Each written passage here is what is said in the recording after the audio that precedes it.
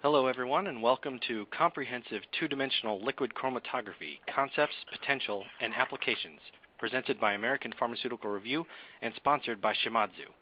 My name is John Essex, Editor-in-Chief of American Pharmaceutical Review, and I will be the moderator. Before we begin, I'd like to inform our viewers that this event will hold a live question and answer session at the end of the presentation. Okay. You can submit a question at any time using the Q&A box on your screen. Also, please note the resource box containing information and documents pertaining to this webinar. Now, allow me to introduce today's presenters. Dr. Paola Donato is an assistant professor of analytical chemistry at the University Campus Biomedico of Rome, Italy, where she teaches the course of analytical chemistry at the School of Medicine and Surgery. She graduated in pharmaceutical chemistry and technology with honors at the University of Messina in 2000, and obtained the qualification to be pharmacist in May 2001. In January 2004, she received a doctoral degree in pharmaceutical sciences at the University of Messina. She was appointed as lecturer in pharmaceutical chemistry in 2004 and analytical chemistry in 2009 at the University of Messina. Her research activity is mainly focused on the development of multidimensional comprehensive 2D-LC chromatographic techniques for the analysis of highly complex mixtures, exploiting both the offline and online mode under continuous and stop-flow conditions. She is the author of 54 scientific papers and 144 conference communications. Dr. Francesca Cacciola is assistant professor of food chemistry at the University of Messina, Italy. He graduated in pharmacy with honors at the University of Messina in 2004 and obtained the qualification to be pharmacist in December 2005. In March 2009, he received a doctoral degree in food chemistry and safety at the University of Messina. He was appointed as lecturer in food chemistry in 2011 at the University of Messina.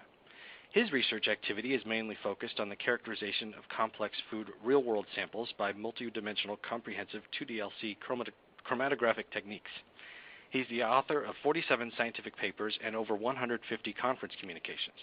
It is my pleasure to welcome Dr. Donato and Dr. Cacciola. Thank you for the introduction, and hello to everyone. And I'm Paola Donato, and I also would like to thank Shimadzu Corporation for sponsoring this event. Hello, everyone. My name is Francesco Cacciola, welcome everyone to this live seminar.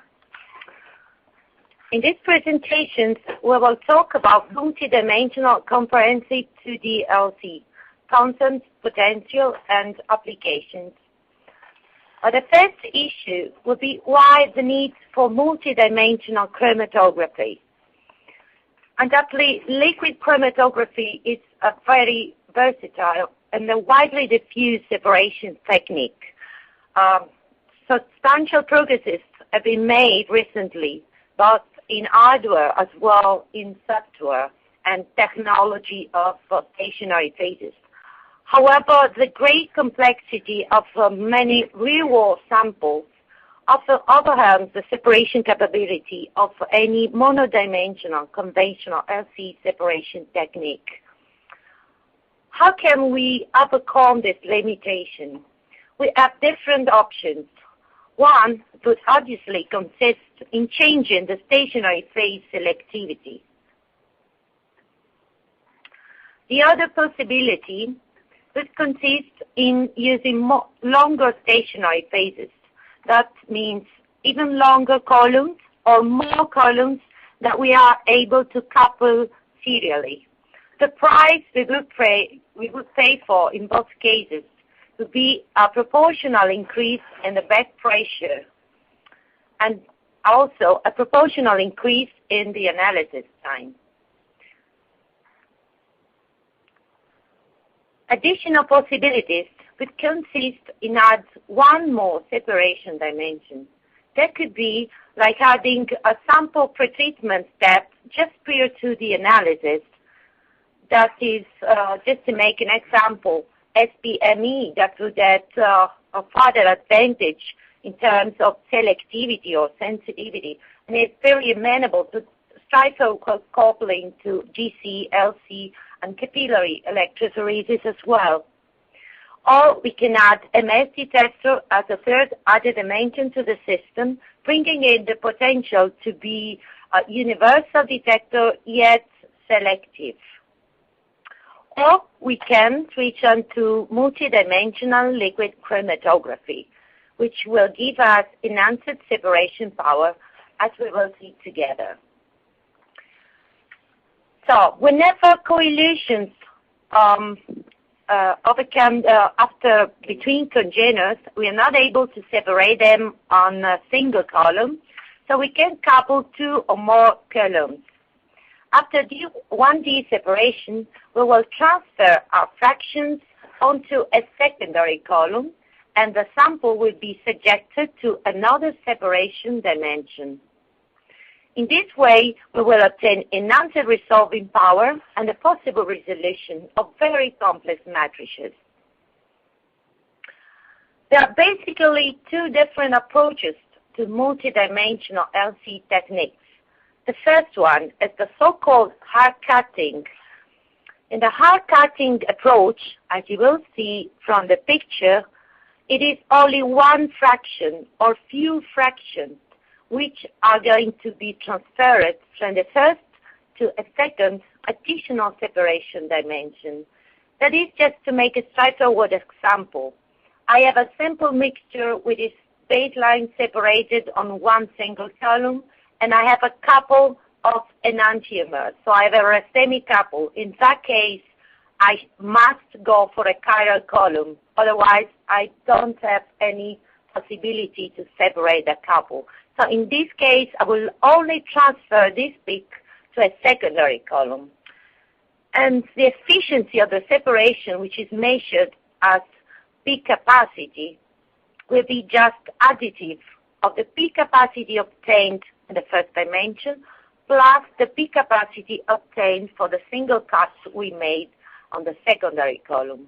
And the so-called comprehensive approach, it is the whole effluent from the first dimension that is transferred to the secondary column. So in this case, the peak capacity we obtain for the 2D system will be theoretically multiplicative of the peak capacity obtained in the two individual dimensions. What you see here is a typical 2D plot.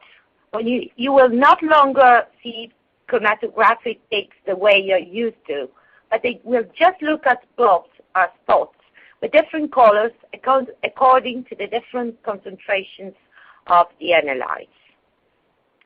Multidimensional and comprehensive LC approaches can be performed in the offline or the online mode under stop flow conditions or under continuous conditions.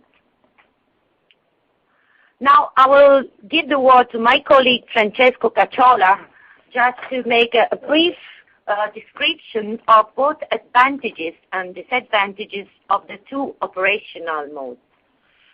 So, well, the online NP-LCX approach is for sure the oldest one used for comprehensive separation. So in this case, fractions are isolated in the first chromatographic step and then collected, separated from the solvent by evaporation, then resolved and reanalyzed in the second chromatographic step. Of course, this kind of technique presents some clear advantages because it's pretty simple. There is a great variety of separation modes that can be coupled. We don't experience issues with the immiscible solvents because, of course, we evaporate the solvent prior to the second chromatographic step. And the sample concentration injected in both dimensions can be easily, of course, regulated. However, such an approach is affected by a lot of disadvantages because it's pretty time-consuming. It's, of course, related to the manipulation of the fractions. It's difficult to automate. Sample contamination artifacts can, of course, occur, like also potential losses or degradation during solvent evaporation. And also it presents a very low analytical reproducibility. So I would say that this kind of approach can be used only for some very, very complex samples, like for example triplet digest, protein triplet digest. So in this case, we don't deal with very fast analysis. What about online NP-LCX? So in this case, the two columns, of course with different selectivity, are hyphenated by means of a specific interface which diverts the effluent, so in a regular, of course, in a regular way, fraction from the first dimension to the second one. And this approach, of course, is automatic, so it's an online approach. So, but however, in this case, we needed to operate with specific interfaces and specific software. But another issue important to be considered is, of course, the use of immiscible solvents, because in this case, if we use, for example, normal phase in the third dimension and the reverse phase in second dimension, so of course we need to deal with such an issue. And another clear advantage is also the formation of unknowns, so the chemical class patterns within the two-dimensional space. And as my colleague Paola said before, so online approaches can be operated in stop flow or continuous mode. The continuous one is the most common one. So in this case, so fractions are selectively transferred from the first to the second dimension in a very regular way. So in this case, one important issue is the long analysis time, but also, for example, the bed broadening phenomena that can arise for parking analytes in the first dimension. Regarding the continuous one, of course, allows to overcome these problems, so can be used for very fast regular analysis. So when dealing with LCLC, some basic principles have to be considered. So a typical comprehensive LC separation is attained through the connection of two columns by means of a specific high pressure valve which entraps a specific quantity of the third dimension LU8, usually within a loop, and then directs it onto the secondary column. So the total analysis time is determined by the speed, of course, of the second dimension, because when we deal with the continuous one, so the second dimension has to be as fast as possible, and the most retained component must elute before the least retained component of the following fraction. So the main advantages, of course, is related to the use of two columns with different selectivities, which allows to increase as much as possible the peak capacity, peak capacity of the system. Also, some stringent requirements has to be fulfilled, because bands injected onto the secondary column must undergo elution before the following reinjection. Any component separating the first dimension must also remain separated in the second dimension. And to obtain a high second dimension resolution, so not to impair the resolution already achieved in the first dimension, each third dimension peak has to be cut, so sampled 3 or 4 times, as this animation clearly shows.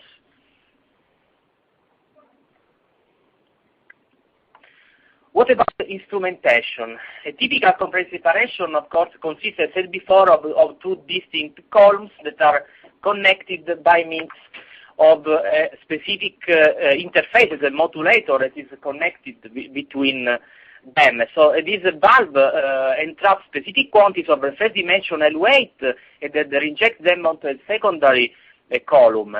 Multi-port switching valves used are equipped with the two sampling loops that have to be identical, or eventually with the trapping columns. And this is just a scheme of a 2D LC system. So basically, in this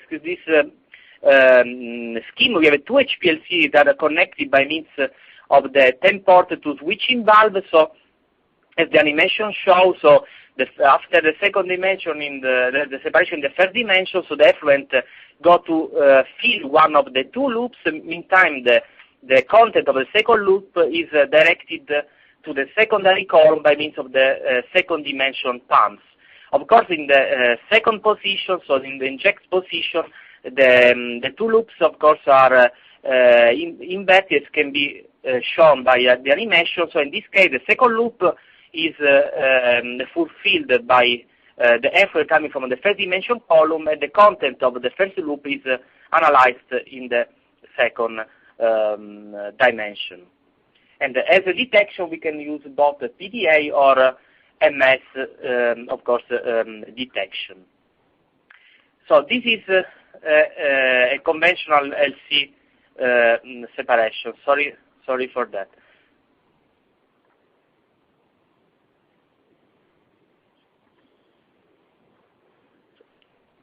So in this case, as you can see, we have like two peaks that are of course overlapped. They are of course coeluted.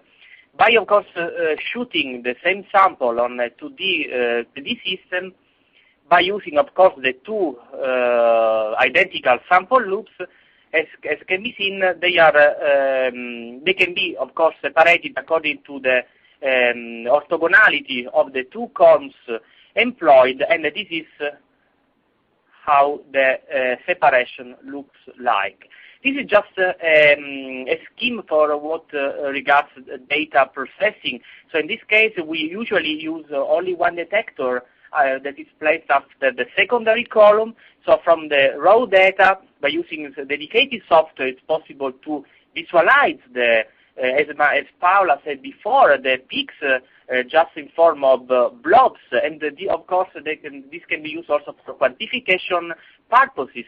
But as can be seen also on the top of on the right of the slide, we can also use and visualize the peaks under 3D view.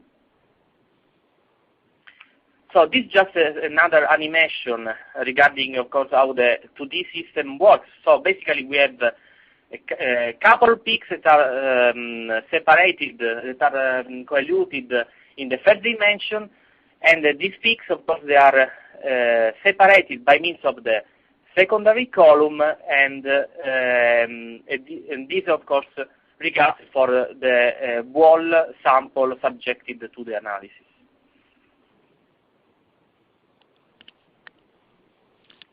Okay, thank you, Dr. Cacciola. Now it's time for our polling question for the audience. This is when the audience has a chance to have some input.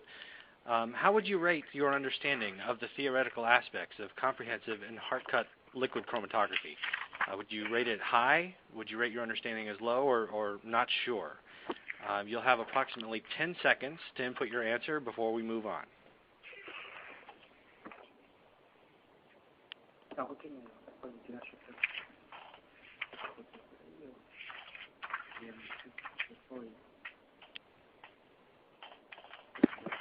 Okay, let's see.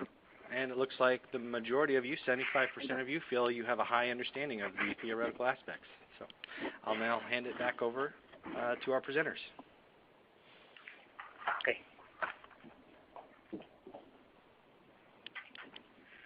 Okay, so when an LCLC method is developed, of course we have to deal with some specific parameters that can be ascribed to the, of course, stationary phase, mobile phase, temperature in both dimensions. In particular, the compatibility of the mobile phase is very, very important, especially when we are using competitive solvents in both dimensions. But also, of course, the column dimension and, of course, analysis time is very important to be tuned. So the most orthogonal combination in nature is, of course, considered normally a combination of normal phase and the versus phase.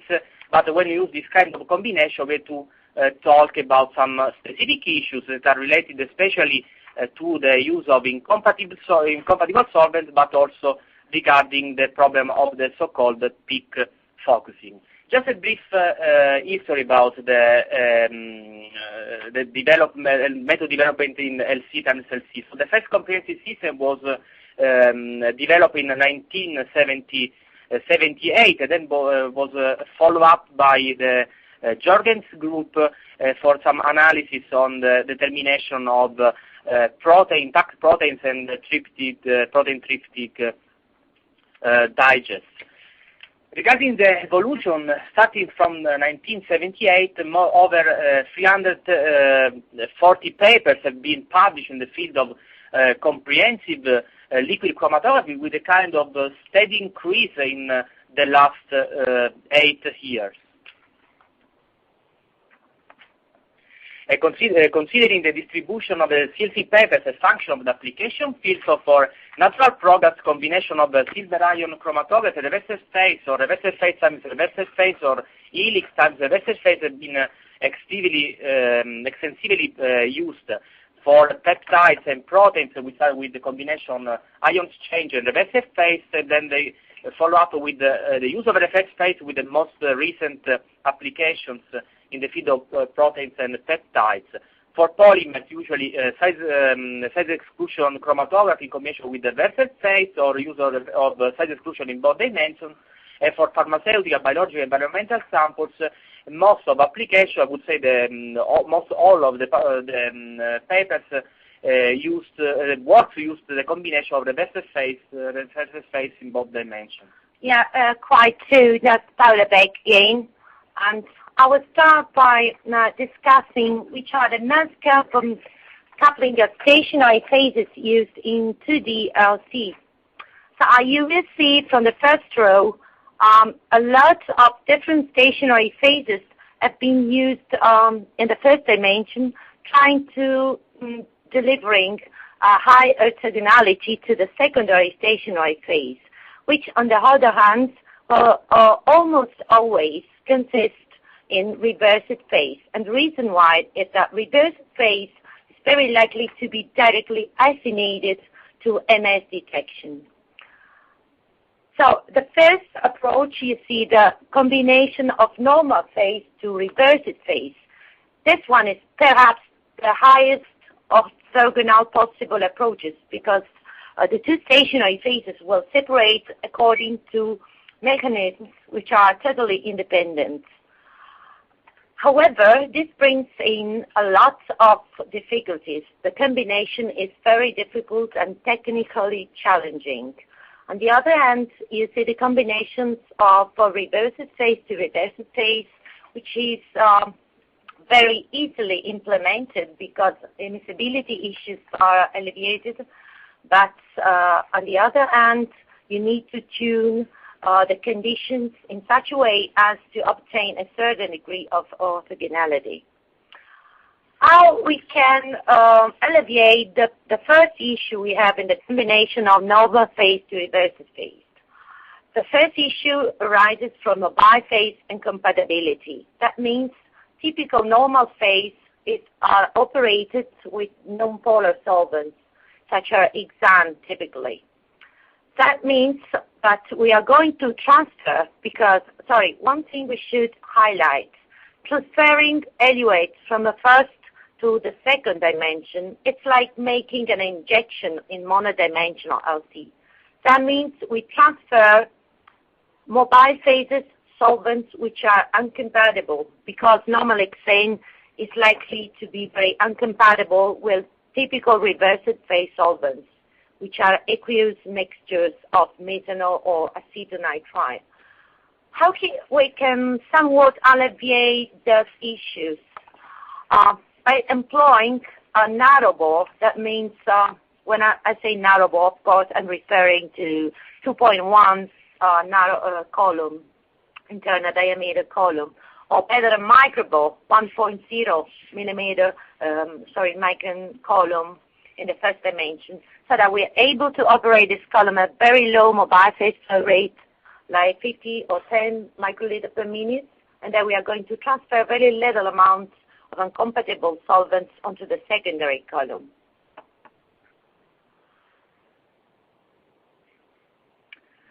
At the same time, we wish to obtain a good peak focusing at the end of the secondary column. That means we want our analyte transfer to stay in as a very sharp plug at the end of the column.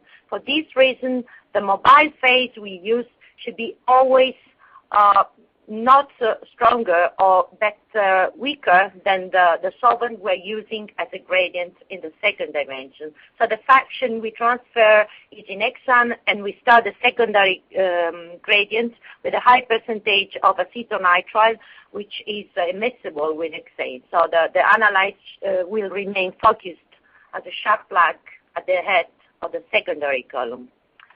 When we work in continuous modes, we are subsequently transferred repetitive amount of the first dimension elements onto the secondary columns.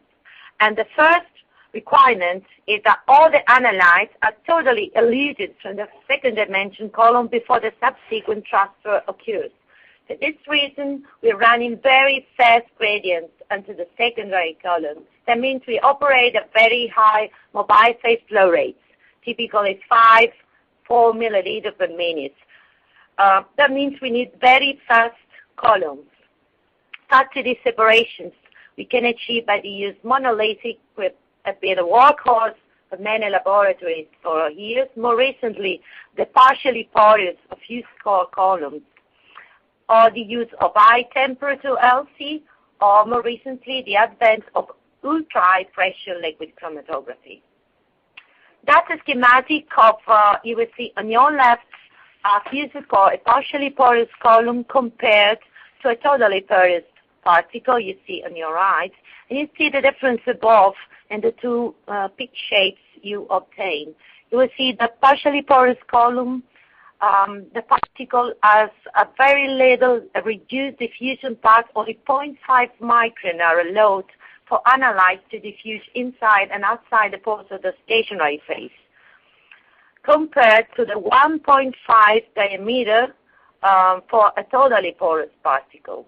This results, and you see, ensure the diffusion paths of the analytes, so the so-called mass transfer into the stationary phase, which is the highest contribution to the Van Damter equation, is greatly reduced. And this is a micro picture. Yep, sorry, since it is not working. Oh yeah, slide it is. Of a porous silica layer. And what's the result? The result is a flatter Van Damter curve. That means you can speed up your separation by employing higher mobile flow rates without impairing the resolution. That is, not trading resolution for time. At the same time, in the second dimension gradient, you must also include the time needed for the column to recondition from the gradient. That means if you have 1 minute run in the second dimension, which corresponds to 1 minute modulation time of the switching valve, you will have focusing, gradient, and the recondition. So the reconditioning time must be included in the second dimension analysis time. This is a chromatogram showing repetitive injection onto the secondary column, and once you are sure that your retention behavior is repetitive, is constant, then that means the column has had enough time for reconditioning. And more recently, the advent of ultra-high pressure liquid chromatography can benefit from this newest technology in two ways. The first one would consist in use shorter columns with smaller particle size, so that to decrease analysis time without sacrificing the efficiency in terms of theoretical place. The second approach would consist in a couple more columns in series, so that you obtain a proportional increase in efficiency of the separation while maintaining the analysis time constant. Why we see that mass spectrometry detection to LC times LC system, that is really hard a third independent dimension, which can help to overcome problems arising from co-eluting peaks, as long as they're not isobaric. And mass spectrometer will always afford complementary data to what are retention times or PDA spectra, being universal, yet bringing in the potential for selectivity.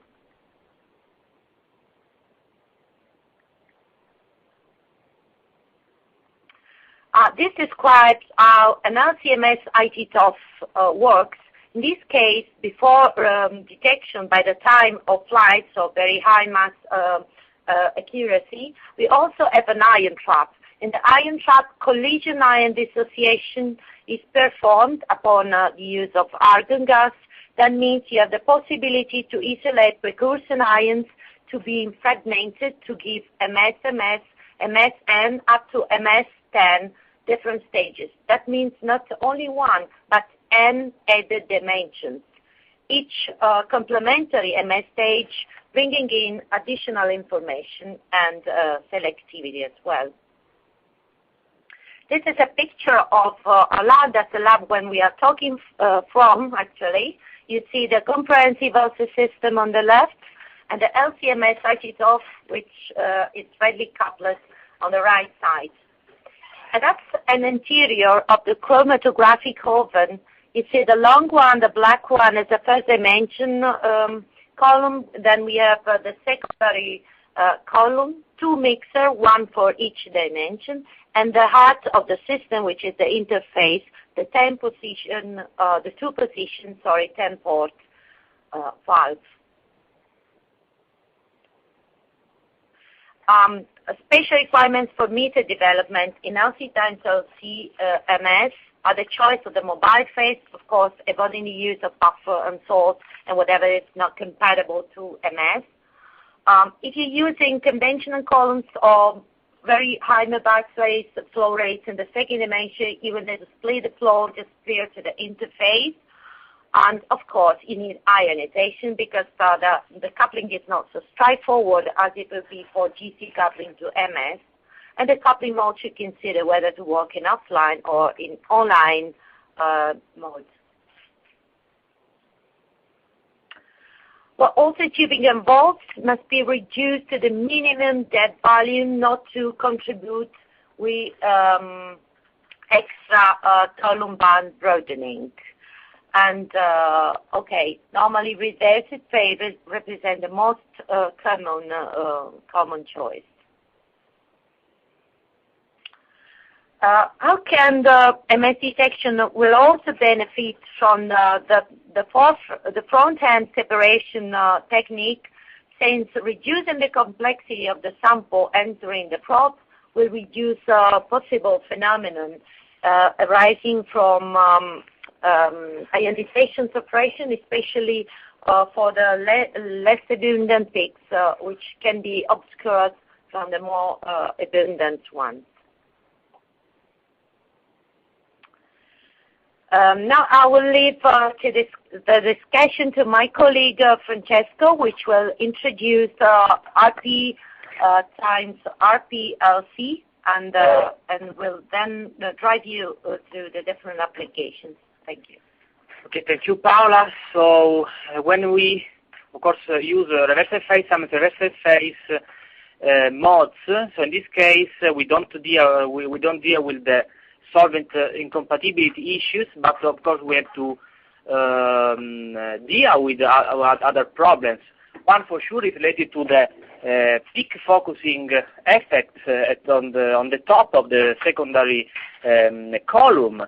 And so in this case, we can easily reduce this issue by lowering the dilution strength in the second dimension, for example, starting from 100% of water in a binary gradient. So let's stick to the first case study by using reversive phase conditions in both dimensions. It's about proteome analysis. Proteome analysis, why? Why? Because because of the very wide, very broad dynamic range of course, proteins that can occur in, for example, a serum proteome sample. But the interest towards this kind of analysis can be traced back to the variety of post-translational modifications that can happen, resulting in structural alterations like amidation, oxidation, or especially phosphorylation. And regarding caseins, for example, caseins exhibit present several phosphorylation signs, so they represent the main cause of dietary milk intolerance.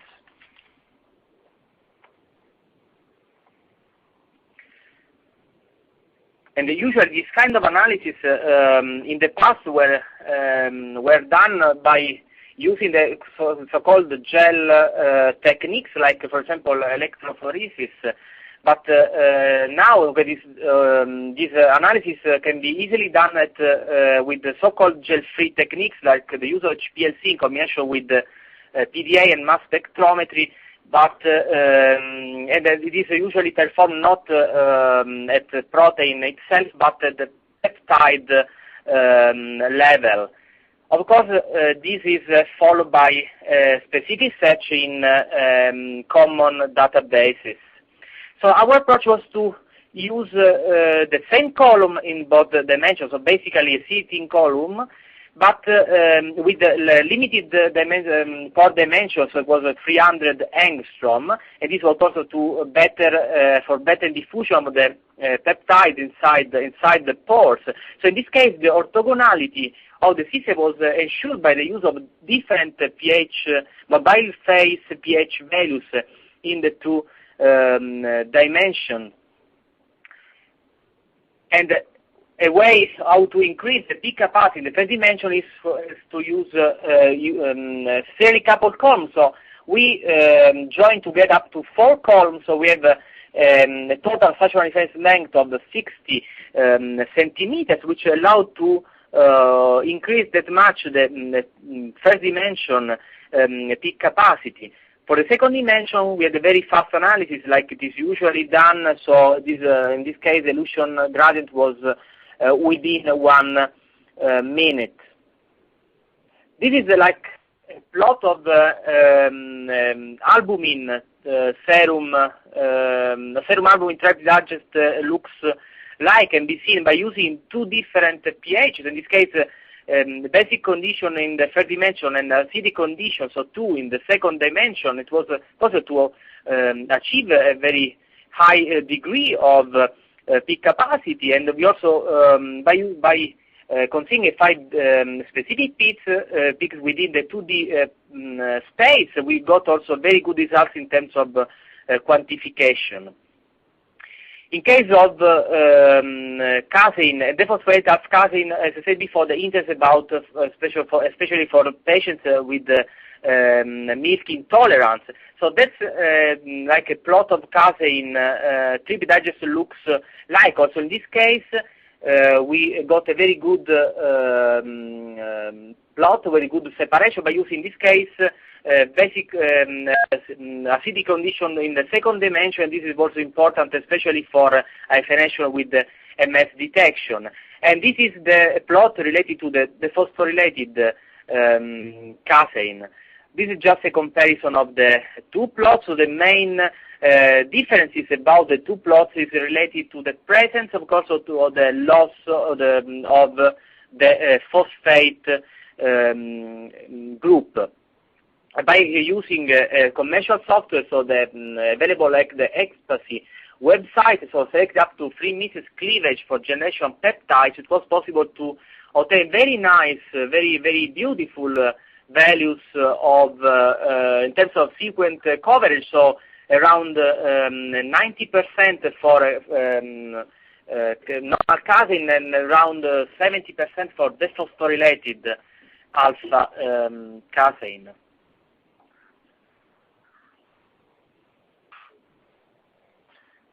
That's Paul again. We just to show you how you can use the Chrome-Square software to make a comparison of the 2 spectra. That is, open the compare subtract 2, select casein as the first base chromatogram, then add the second chromatogram, and a quick software operation will give you the subtracted chromatogram. In that case, it will for sure contain the phosphorylated peptides, which are absent, and the dephosphorylated isotome of the protein. You can also have a very useful 3D view of the system. Second case study regards the coupling of which silver ion to reverse phase. The first can be considered as a normal phase chromatography. And the approach is online continuous mode as well. Silver ion chromatography mainly separates lipids according to the unsaturation degree, that is the number of double bonds. In reversing phase chromatography, separation occurs on the basis of hydrophobicity, what we call partition number, that is equal to the carbon atom number, the total carbon atom number, minus twice the number of double bonds. So it is evident that a combination of the two chromatographic separation mechanisms will provide you the basis for a comprehensive separation of almost all lipid species in your sample. We'll go very quickly into these slides because I think we're quite running out of time. The complexes are formed between the silver cation at the stationary phase and the olefinic double bond. And the stability is related to the number of constituents of the double bonds. That means the more the lipids are unsaturated, the more they will be retained on the stationary phase. And always you can also observe some differences between the cis and trans isomers. This consisted of the use of a microbore column, silver ion column in the first dimension, that is 1 millimeter internal diameter with 5 micron dimension particles. In the second dimension, we used a very short, partially porous column, which was only 5 centimeters length, and that is to ensure very fast gradient to be achieved in the second dimension. As regards the detection, we use atmospheric pressure chemical ionization by means of IT-TOF instrumentation. That's a traditional way of preparing the silver ion column, which consists in the argentation by silver nitrate washing solution problems. So far associated with those stationary phase have consisted in the lack of a stable and reproducible system. Well, now also these columns were not available commercially, so there were main issues were related to reproducibility between laboratories. Now the situation has changed. This is a schematic of the system which make use of two symmetrical 6-port two-position valves. In this case, we're not using PDA because it is acknowledged that lipids do not have useful chromophores in the UV. So we skip the first detector and divert the eluent straight forward to CMS IT-TOF detection. That's a 2D plot obtained for the analysis of a human blood serum. You see the different species are eluted. You have the cholesterol esters, and you have the triglycerides while moving from left to right of the first dimension separation, which consisted of silver ion. And you clearly see that, let's say, the first two species, which will be co-eluted totally in the first dimension, are separated onto the secondary column, thanks to the different hydrophobicity of the chain lengths, which are linked to the glycerol backbone in the lipids. So you have basically separation according to degree of unsaturation in the first dimension, separation based of the different partition number onto the secondary column. Okay, APCI MS IT-TOF detection will rarely afford you the protonated molecular ion because those species are likely to undergo to very extensive fragmentation so that you obtain the diglyceride ions as well as the monoglyceride ion. That's an example of 3 different components. That's oleic, oleic, oleic. In this case, you will only have 1 M of the Z signal. And you have the palmitic oleic, oleic with 2 different signals of different intensities according to the unsaturation degree and also the position to which the fatty acids are linked to the glycerol backbone. In the case of the heteroalkylated lipids, palmitic oleic stearic, of course, you will have 3 different M of the Z signals arising from 3 different diglyceride ions. Similar situation for the cholesterol oleate. In this case, you observe the loss of the fatty acid chain as a neutral loss. I think we can skip this. Okay, that's how you can identify two different isomers having different partition number at the same degree of unsaturation. Yeah, and the peak identification can be achieved by the contour plot precision compared to the information afforded by APCI and MS spectra.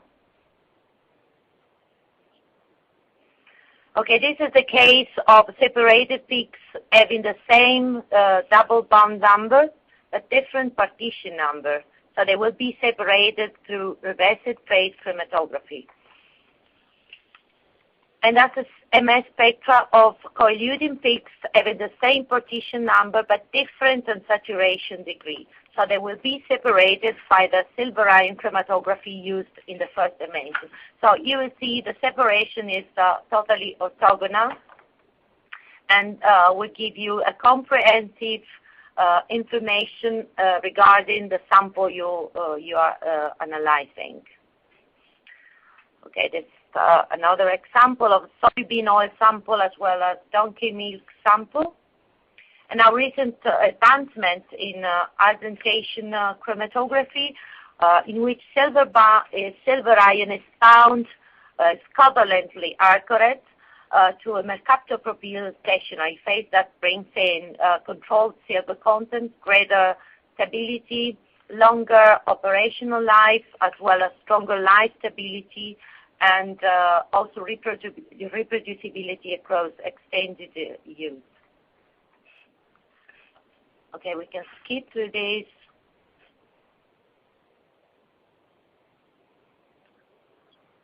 And this is the example of the separation obtained for a borage oil, which is used in cosmetic as well as pharmaceutical industry. In this case, again, you have a silver ion in the first dimension and reversed phase, only 1.5 minute analysis in the second dimension. You see there is a grid with horizontal lines corresponding to different partition number, and you see vertical lines corresponding to increasing degree of unsaturation. You see the separation is totally orthogonal. And this is a 3D view in which some peaks have been selected just to make calculations about retention time as well as peak area reproducibility, which is quite an important issue in any 2D LC platform developed.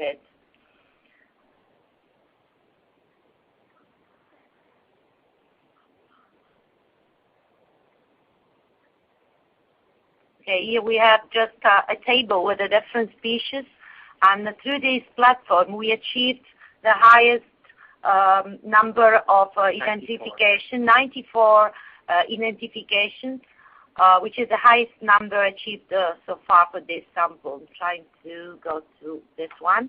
Okay, so you can also integrate your blob areas if you wish to perform quantitative data analysis, as well as expanding. You will see the raw data corresponding to one modulation time. And different colors, of course, correspond to different peak concentrations. Is a cut from the 2D plot showing 3 different isomers.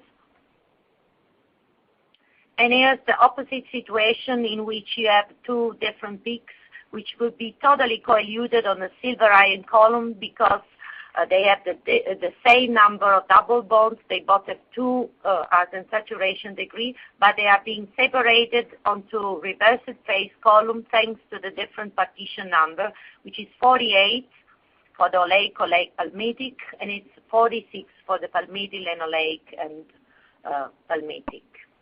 Now I will give the word to Francesco to talk to you very briefly about just a few sentences, a couple of minutes, please, just for the last application about analysis of phospholipids in both food and the plasma sample. So for this kind of analysis, we use Illich conditions in the first dimension. Illich is the acronym of hydrophilic liquid interaction chromatography. So separation is based on polarity, but in the second dimension we have separation according to hydrophobicity. So basically we have the same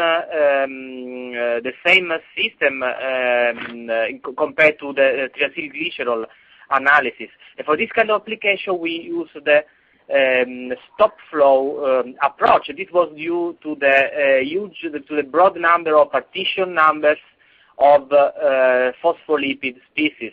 So basically, a potential solution to analyze this kind of sample instead of the LC times LC approach would be the use of yield conditions with high of ESIMS detection. Here there are two examples for phosphatidylserine and phosphatidylcholine, where the spectrum is very clear. So basically we have the information about the two fatty acids that are cleavage by the intact class of phospholipid. And this is the list of phosphatidylcholines that are detected in the cow and donkey milk.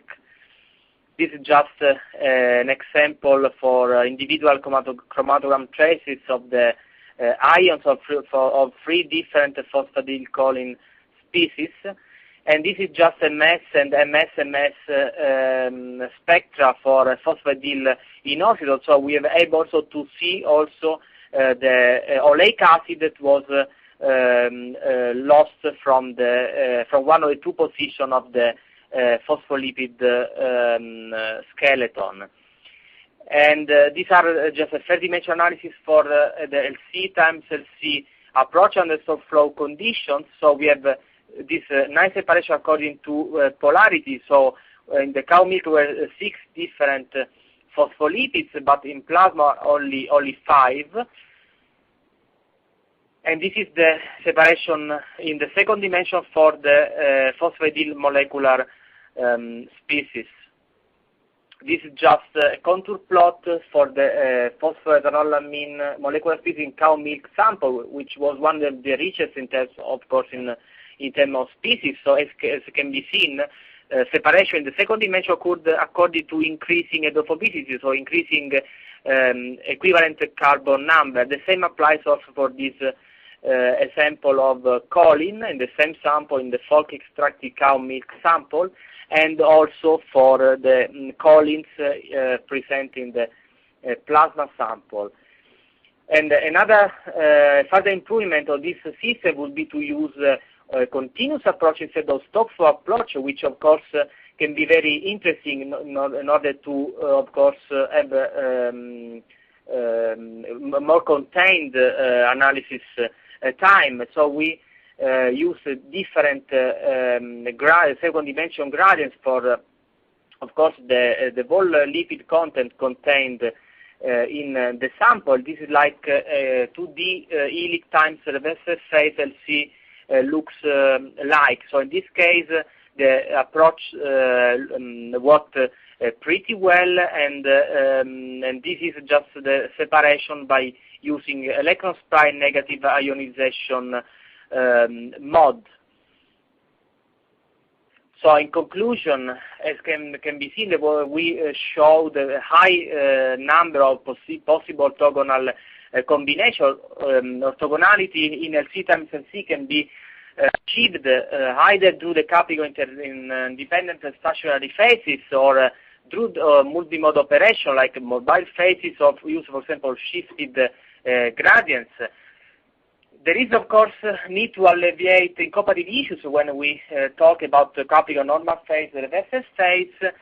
Need for tune orthogonality when reverse phase sometimes reverse phase is used, and MS for sure is an effective third added dimension to the LC system. So that's all from our side. We would like to thank you all for your attention, and we look forward to answering any questions. Yes, thank you for your attention. We are ready to answer any questions from you. Thank you. Okay, thank you, Dr. Donato and Dr. Cacciola. Actually, we have one more audience polling question. we'd like to ask our audience to please select the industry that best fits your work environment. Are you in pharmaceutical, biopharmaceutical? Are you in the clinical field, agricultural and food, chemical and petrochemical, environmental, forensics, general academic research, or are you in government research? You'll have about 10 seconds to select one, and then we'll move on.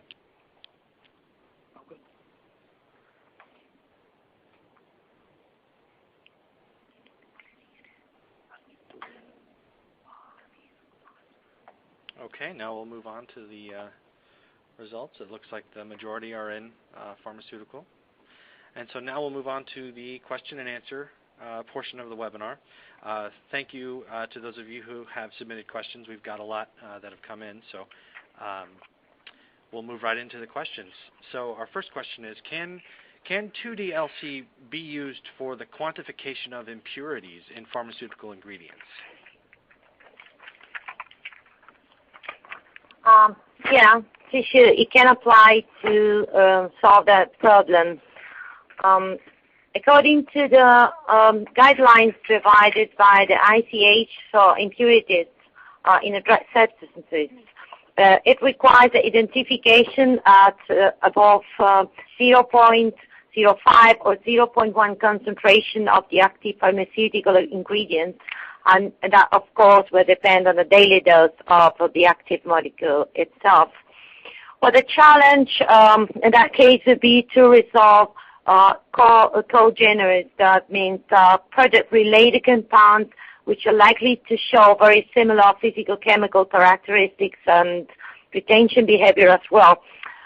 I did say that, yeah, for sure the use of 2D LC techniques may be greatly beneficial in order to reduce the risk of coagulations of the impurities which are closely related to the pharmaceutical active compound. And on the other hand, that means that if you are, as long as you're able to choose a secondary column to couple to monodimensional LC system, and that column will show orthogonal or at least something different selectivity, that will work, of course, to reduce complexity of the sample and may help to isolate impurity. And that especially holds true whenever the impurity is represented by a low amount of one of the two enantiomers, which is coeluted into with the other one.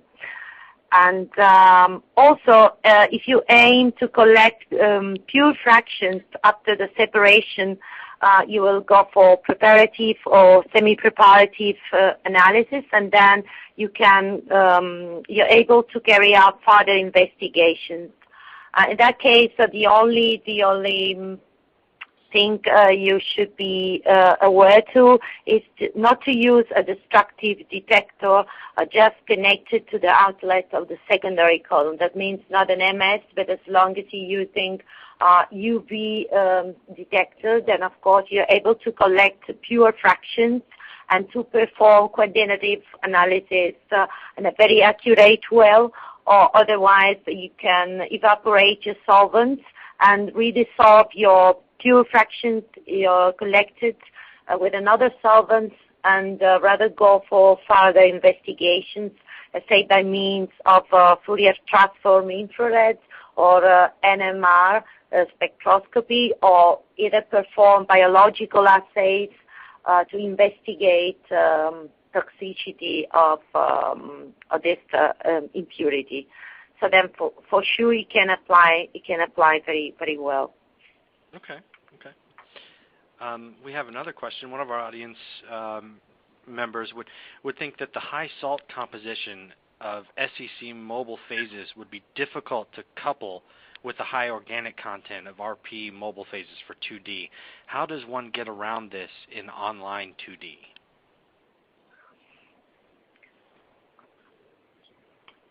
Yeah. Okay. So if I got it correctly, as a problem of couple normal phase solvents to a big amount of organic solvents used when operating reversed phase stationary phases.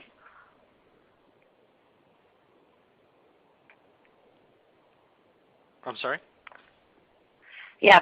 The question was how you can manage to couple normal phase solvents used in the first dimension to big amounts of organic solvents in the second dimension, wasn't it? Yes. Yes. Yeah. Yeah. Well, in that case, one of the first option you have is to keep your mobile phase flow rate in the first dimension down to a minimum. That means use not conventional bore columns. That would be 4.6 millimeter internal diameter column. Rather go for a narrow bore column, 2.1 millimeter ID, or even to a micro bore column that is 1.0 millimeter ID. In that case, the typical flow rate would be around 50 or 40 microliters per minute. But you can slow down it a little bit more, and in such a way that your first dimension column actually will be operated at a flow rate which is fairly under the optimum. And when I say the optimum flow rate, I mean that one at which you obtain the minimum plate height, that is the maximum efficiency. In this way, you will lose very low mobile phase flow rate. You will transfer very little amounts of incompatible solvents from the first onto the second dimension. Just to make an example, if you have a microbore column and you operate it at 10 microliter per minute, having 1 minute analysis time in the second dimension, you will also need 10 microliter loop volume, because the loop volume will be given by the product of the first dimension mobile phase flow rate and the second dimension analysis time, that is the modulation time. So we'll have 10 microliters per 1. 10 microliters will be the loop volume you need. That means you will transfer only 10 microliters of hexane or whatever incompatible solvent onto the secondary column, which is operated at 4 milliliters per minute of organic solvent. And so in that way, you reduce a lot mismatch arising from the use of incompatible mobile phases, as well as instability issues. The only drawback with this approach would consist in obtaining a very broad first dimension peaks. But on the other hand, the broader are your peaks in the first dimension, the greatest is the number of cuts you can perform at the time you transfer from the first to the second dimension, because having a 3-minute duration, 3-minute peak width, and using 1 minute modulation time, you're able to transfer 3 cuts. So you're sure you will not impair the resolution you obtained at the first dimension. So it is somewhat really different when talking about the 2 single columns independently, but the situation changes a little bit when talking about the coupling of the 2. Okay, thank you. Unfortunately, that is all the time we have. Any questions that we were not able to answer here live will be answered by our presenters via email. We'd like to thank Dr. Paola Donato and Dr. Francesca Cacciola for sharing their knowledge with us. And I'd also like to offer a special thank you to Shimadzu. Offer a special thank you to Shimadzu for sponsoring today's event. Please keep a lookout for an email containing a link to view this webinar on demand. Thank you very much. Thank you. Thank you, John. Thank you all. Thank you all for your attention.